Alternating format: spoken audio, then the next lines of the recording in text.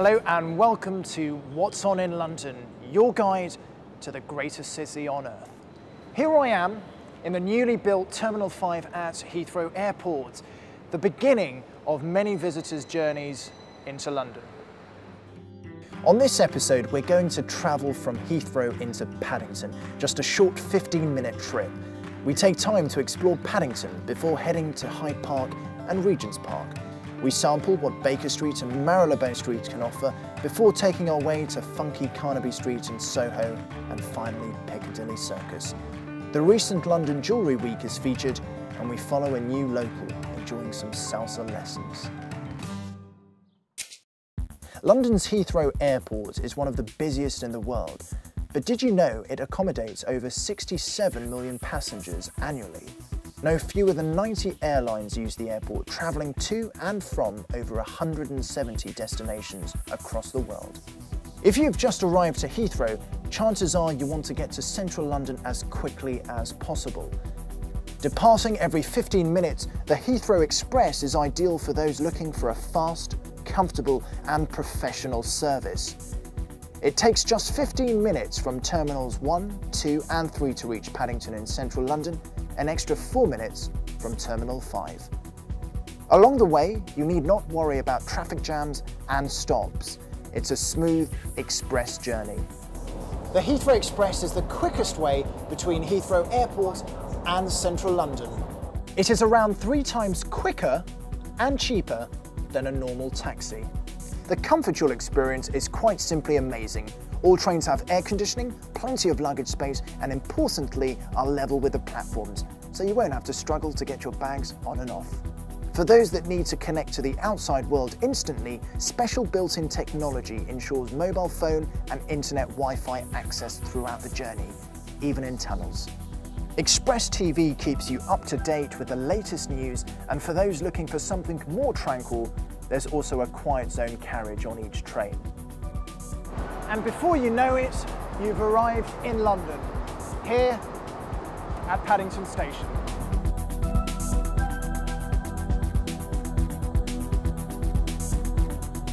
After seeing some of the magnificent architecture, why not go and explore Paddington, the heart of the City of Westminster?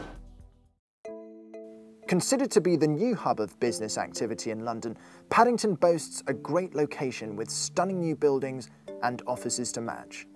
It's an ideal place to run a business with over 2 million square foot of office space available. For your all-important business meetings in central London, just a short cab ride will get you there. The integrated transport system makes life easier. Sheldon Square is a magnificent amphitheatre where you can sit in the sunshine enjoying a salad or a sandwich. Part of the Paddington Central scheme, live music is provided over the summer months. The Paddington area also features over 90 hotels, many within walking distance from the station.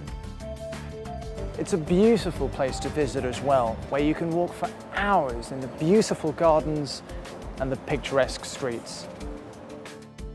Walking tours of Paddington are free and usually last an hour. You can discover more about the area that inspired Brunel's Great Station, hear stories of famous women who lived in the area, and about William Whiteley's extraordinary life.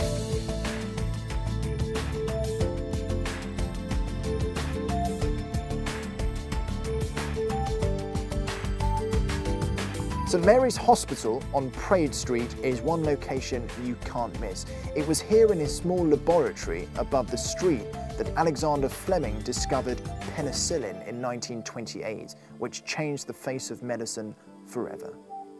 Parade Street also features many other great places to eat and socialise. No matter what taste preference you have, there is sure to be something to satisfy everyone.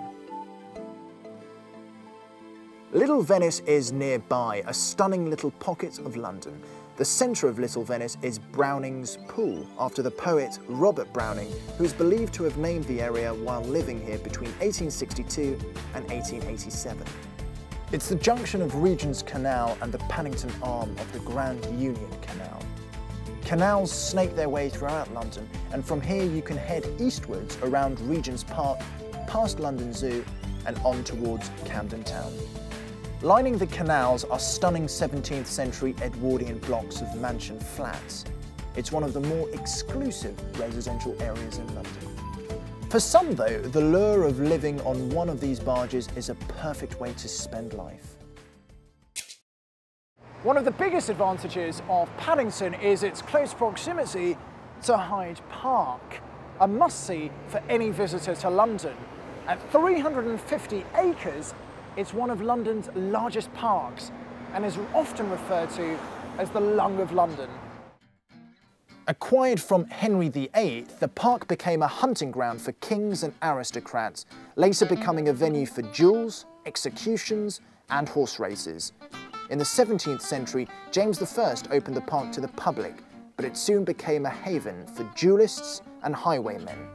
This forced William III to hang 300 lanterns along Rotten Row, the first street in England to be lit up at night. The park is divided by the Serpentine Lake.